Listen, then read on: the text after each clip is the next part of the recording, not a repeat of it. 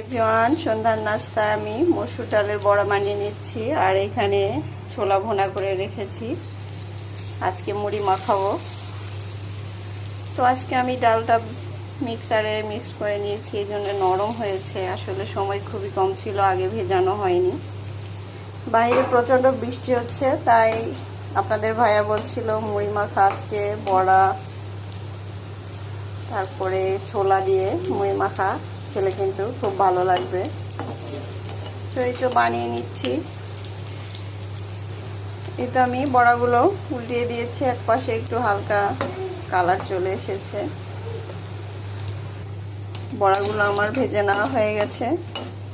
আর এই বড়াগুলো কিন্তু একটু তেলের মধ্যে এখানে রেখে দিলে এই বড়ার টেস্ট কি যে মজা হয়।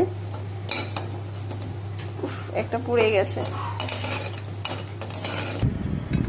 তো মুড়ি মাখা হয়ে গেছে, এখন বড়াটা ভেঙে দেওয়া হচ্ছে, তারপরে ছোলাটা দিয়ে দিব।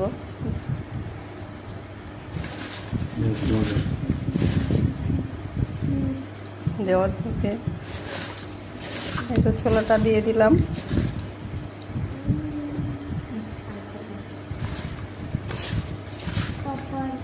এই তো সবাই মিলে খাওয়া হচ্ছে। আমার ছোট ছেলেটা খাবে না আজকে, ওর কি হয়েছে জানি না, ও চুপচাপ বসে আছে।